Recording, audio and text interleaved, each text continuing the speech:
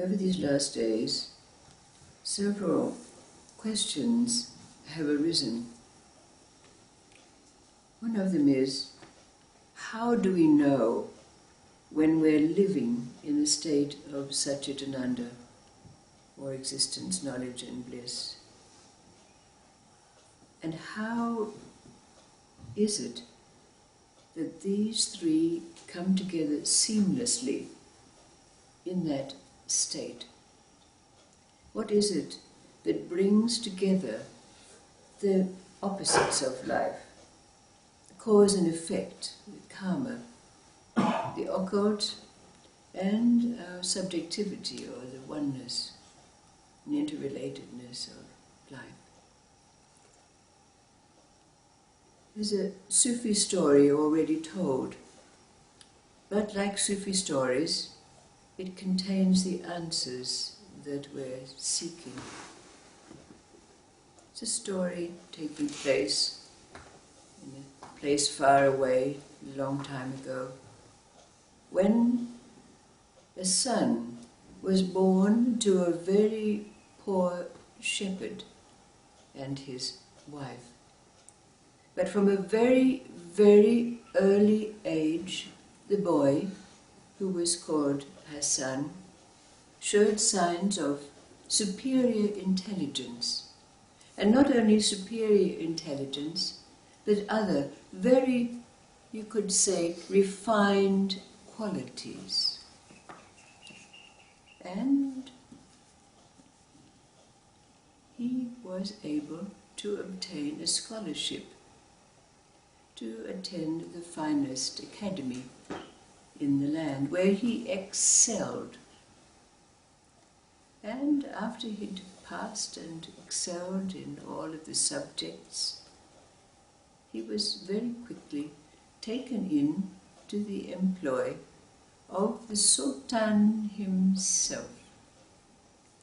Well, Hassan quickly rose up the ranks of those courtiers and viziers who attended the Sultan, and came to the notice of the Sultan himself. In fact, Hassan, because of his wisdom and his qualities, became a favorite of the Sultan. But Hassan, because of those qualities, was well liked. In fact, he was loved by those who were his peers and those who were the servants at all levels of the echelons who attended the Sultan. But as is the way with such places, there were several who were very jealous of Hassan's position and his closeness to the Sultan.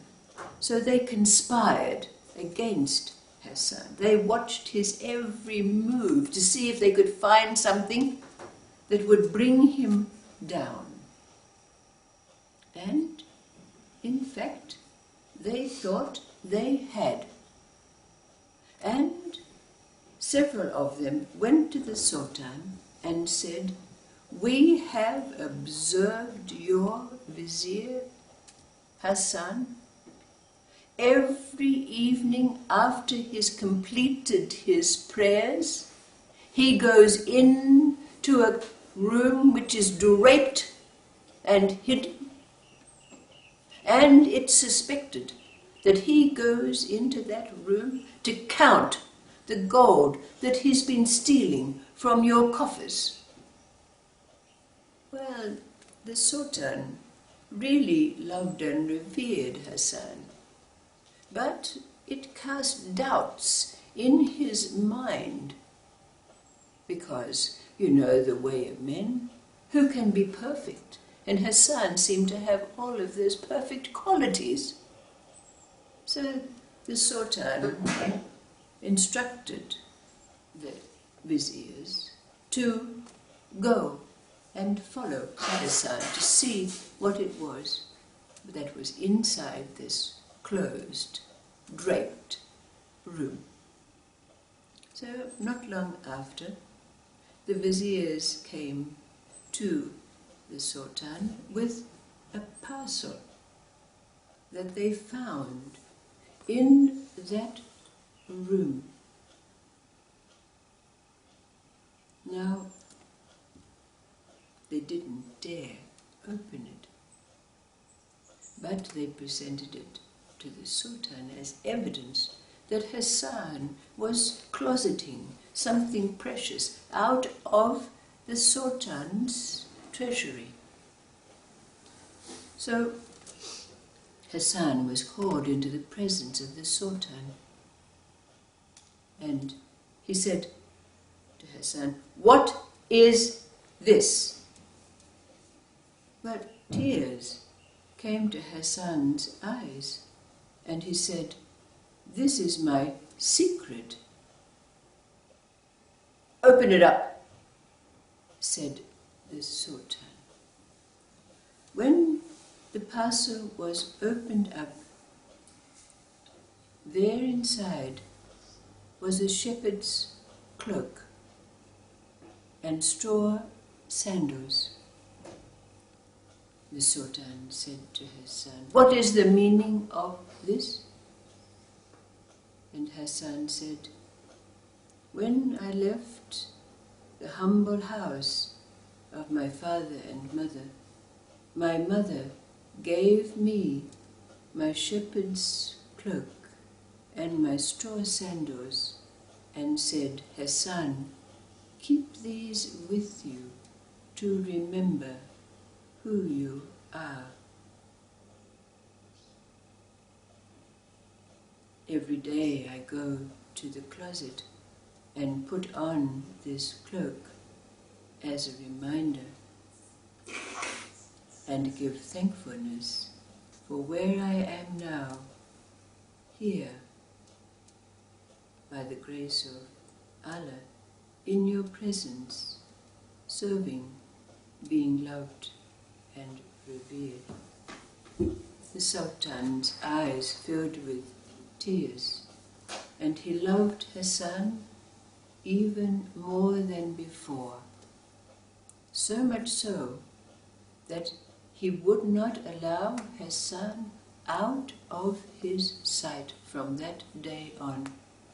Everywhere the Sultan went, Hassan had to accompany him.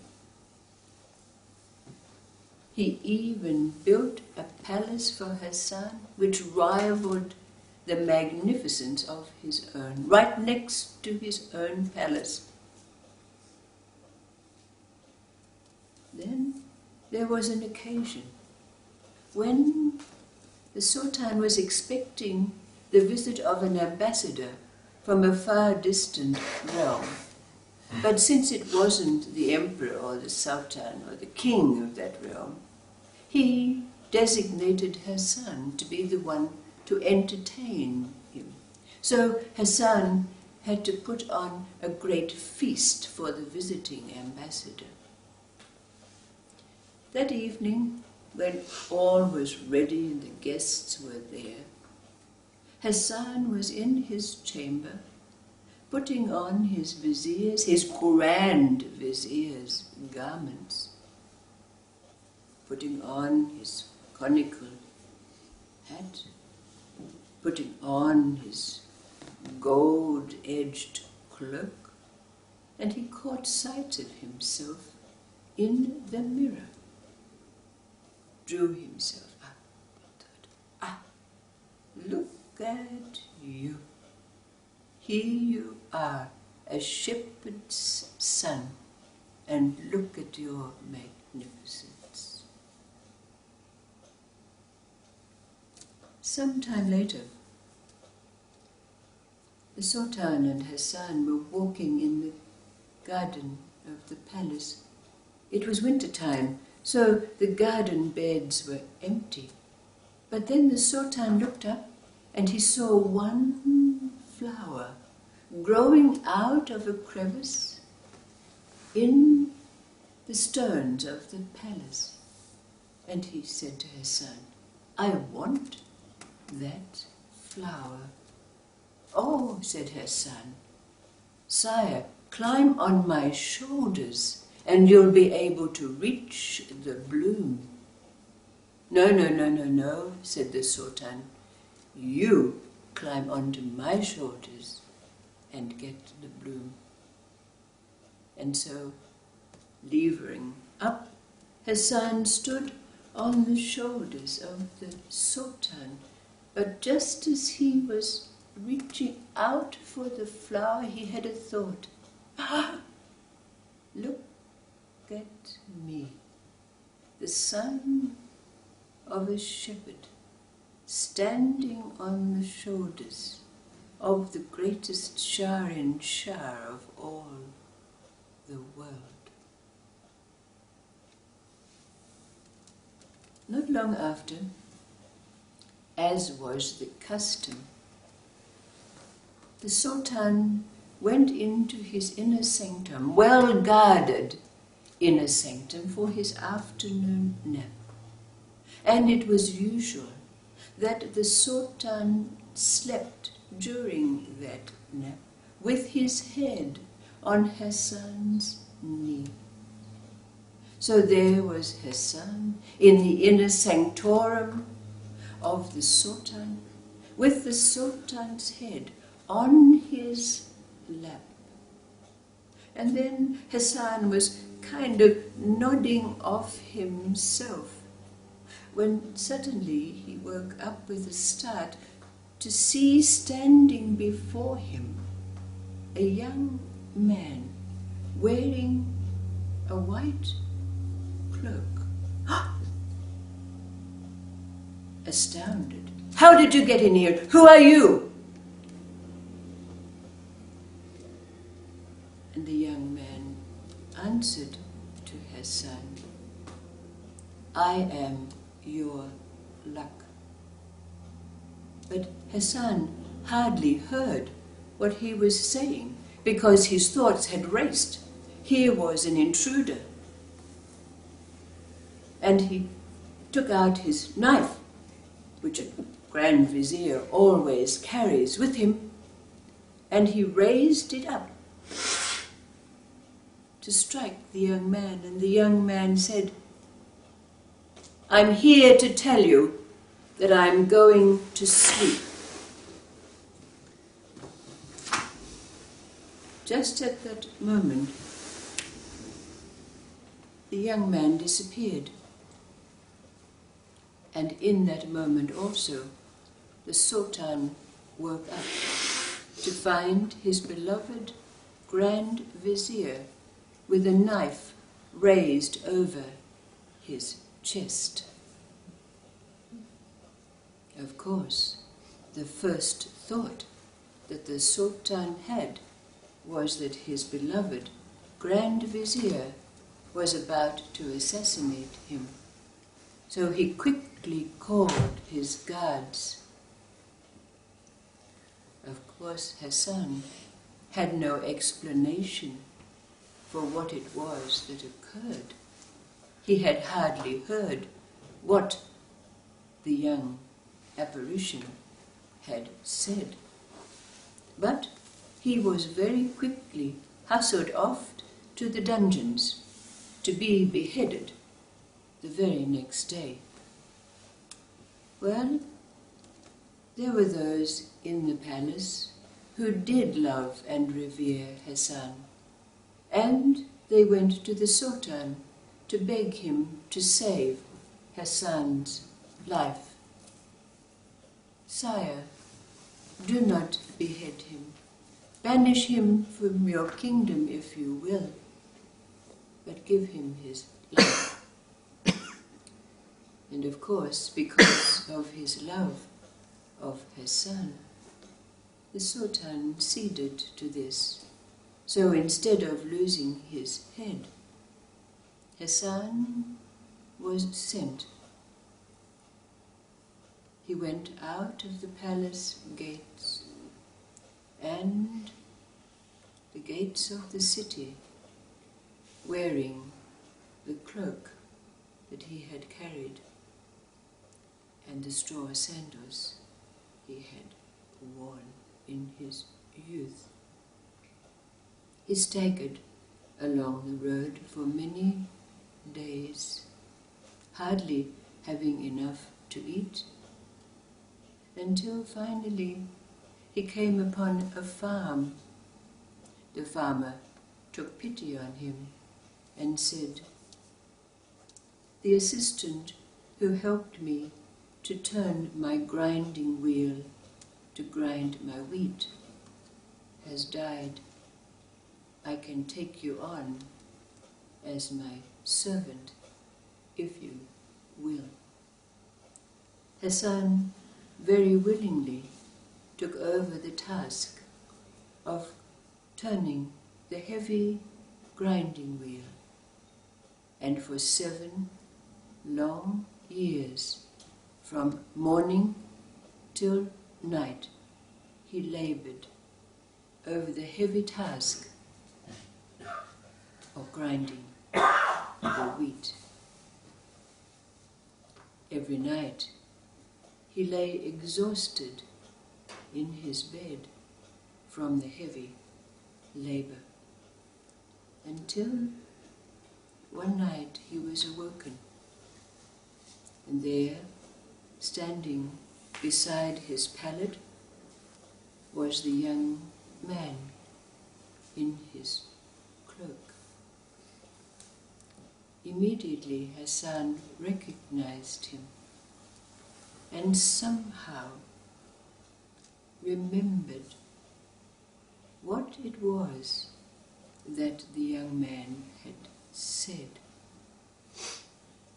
naming himself, "I am your luck, and I'm here to tell you I'm going to sleep." But this time the young man spoke to him and said, "I am your luck, and I'm here to tell you I'm waking up." That very night, the Sultan had a dream, and the dream was that his kingdom would fall into disrepute, disrepair and anarchy unless and until he had his Grand Vizier Hassan as his able guide and confidant. The Sultan took the dream literally, and that very day sent out messengers to try to find Hassan. It took many days, many weeks, but eventually, on the outskirts of the kingdom, where that farmhouse was situated, the messengers found Hassan, and he was brought back to the palace with great pomp and ceremony, and welcomed back by the Sultan with great joy, taking up the position that he had held as confidant, guide, and Grand Vizier of that kingdom.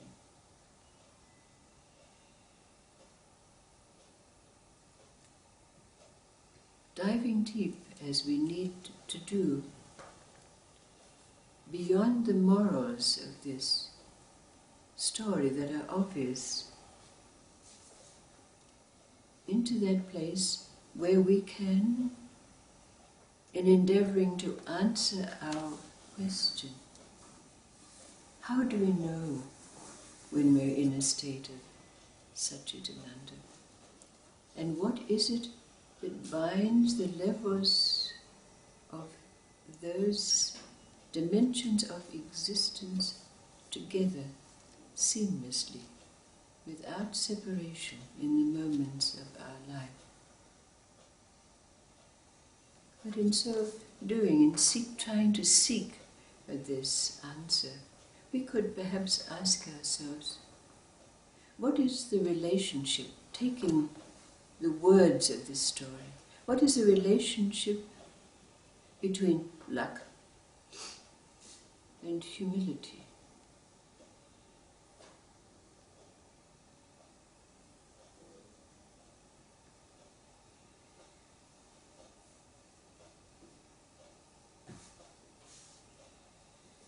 It's already been asked, what is another name for luck? From our experiences in life, I'm quite sure that none of us would say that the serendipitous experiences of our life were because of our luck. What other name would we give it?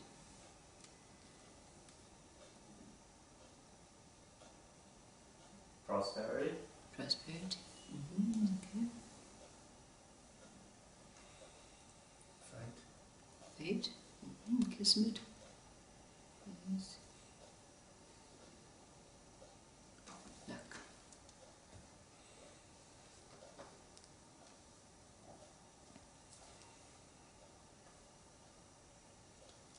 Another name for luck. Flow. Flow, yes. Okay. If we take that, flow. Coincidence. Coincidence. Coincidences, yes, we have them. Yes. Yeah, karma. Karma, of course, yes.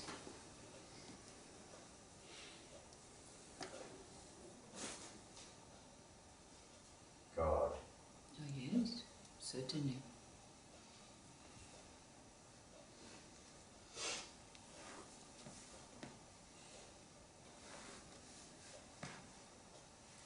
What relationship then do these have with what we would and have observed from this story as being humbleness or humility?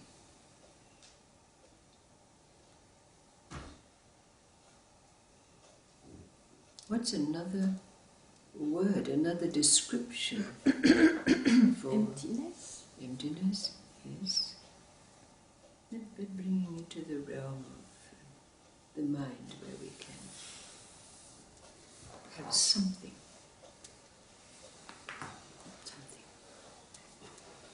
Because humility is a quality, isn't it? Emptiness is an abstract for the moment. Humility. What is it about humbleness? What's it synonymous with? Egoless. Egoless, selfless. Isn't it so? Do the two go together? When you're humble? Would you say? Mm-hmm. Humility and selflessness? Yes?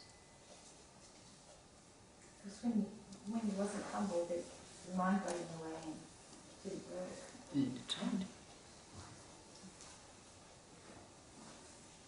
So that's sort of guidance in it. Humbleness and selflessness.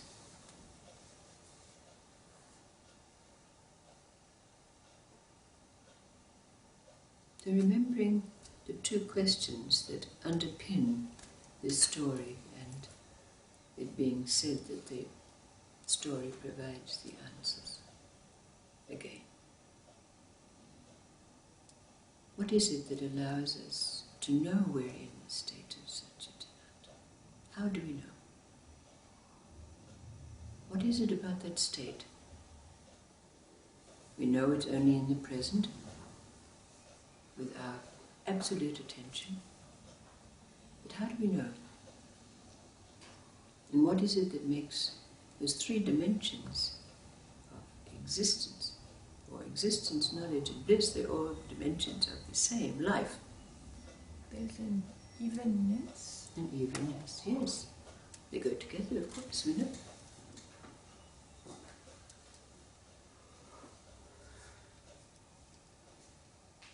So what is it about this story that are really, when it comes down to it, about luck and humility? Isn't it so? In this story, the 2 points that are made are luck and humility. Hmm? In the story, Yes. I guess it's emptiness that binds it. Emptiness. But we don't know emptiness. but we know when we're in a state of Satchitananda. You know? How do we know? This is the question. That's sweet.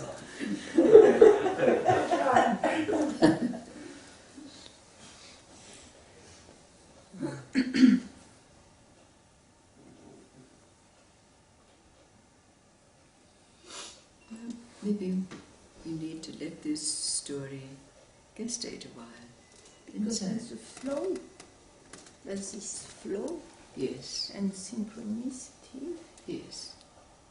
So it really, again, as we said the other day, comes back to the question which still remains unanswered in us, which, of course, with bringing the circle around so that we can answer that question. What is it? What happens when stillness and movement meet? The movement of life and the stillness of our presence and a state of selflessness. We're finding the answers to these questions when we answer those that are arising now.